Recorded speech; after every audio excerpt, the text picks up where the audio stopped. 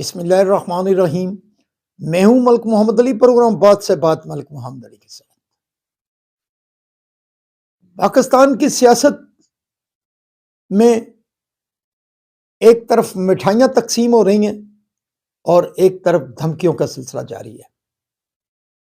क्या मिठाइयां और धमकियां एक साथ चल सकते हैं? यकीनन नहीं चल सकते। और आज के प्रोग्राम में हम इसी मौजू पर बात करेंगे।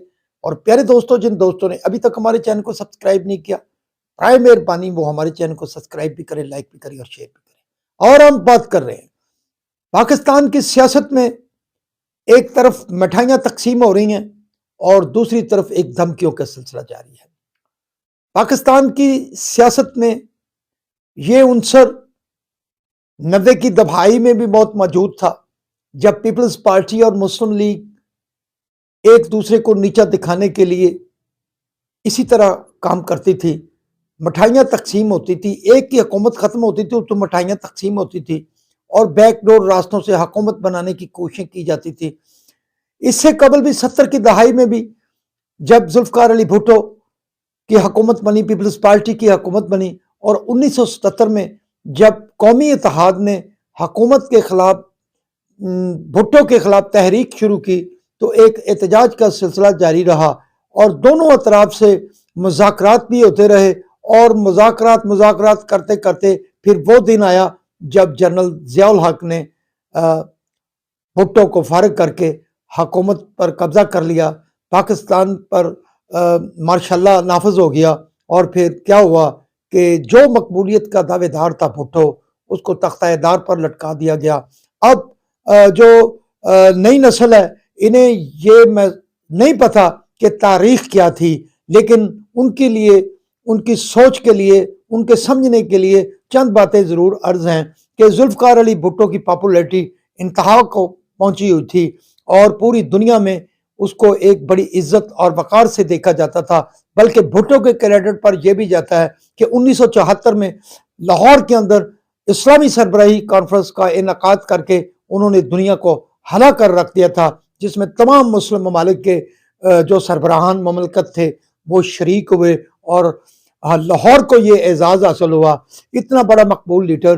बल्कि आलम इस्लाम के साथ साथ वो दिगर दुनिया में भी बहुत मकबूल लीडर था। लेकिन फिर क्या हुआ, जब भुट्टो को सजाए मौत सुनाई गई तो फिर न सिर्फ दुनिया के इस्लामी मुल्कों के सरबराहान ने हुकूमत पाकिस्तान से अपील की थी कि भुट्टो को रिहाई दी जाए, बल्कि उस वक्त के अमेरिकन प्रेसिडेंट जिमी कार्टर, जो भुट्टो के दोस्त भी थे, उन्होंने भी हुकूमत पाकिस्तान से मुतालबा किया था कि भुट्टो को फांसी ना दी जाए। तो फिर क्या हुआ, आखिरकार हुकूमत ने भुट्टो को फांसी दे दी, उसे तख्तादार पर लटका दिया गया। तो सवाल आने वाली नस्लों को यह है कि हुकूमत सरबराहान हर मुल्क की अपने अपने मामलात हैं।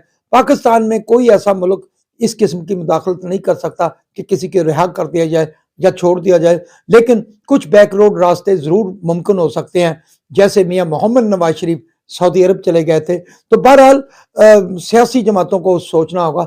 अब इमरान खान को जो 190 मिलियन पाउंड में सजा हुई है, तो मुस्लिम लीग के नून के हलकों की तरफ से मिठाइयां तकसीम हो रही हैं और दूसरी तरफ जो मुज़ाकरात का सिलसिला जारी है उसमें तहरीक इंसाफ मुज़ाकरात पर बैठने की बजाय वो धमकियों का सिलसिला ज्यादा शुरू कर रखा है। बहरहाल हम समझते हैं कि हुकूमत और तहरीक इंसाफ को भी बड़े सारे मामलात में बहुत सारा बैकफुट पर आना चाहिए, ताकि एक फिजा पैदा हो, एक ऐसी मोहब्बत वाली फिजा पैदा हो कि हुकूमत और तहरीक इंसाफ के दरमियान ये मुज़ाकरात कामयाबी की तरफ जाए, ताकि पाकिस्तान में इस्तेकाम आ सके।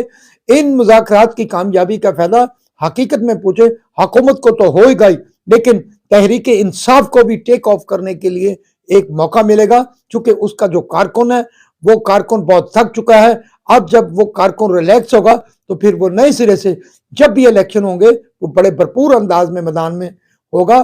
तो सियासी जमातों को अपने रवैयों में तब्दीली लानी चाहिए, मिठाइयों की तकसीम से बाहर निकलना चाहिए और धमकियों के सिलसिले से भी बाहर निकलना चाहिए। सलाम पाकिस्तान, सलाम ओवरसीज, अल्लाह हाफिज़।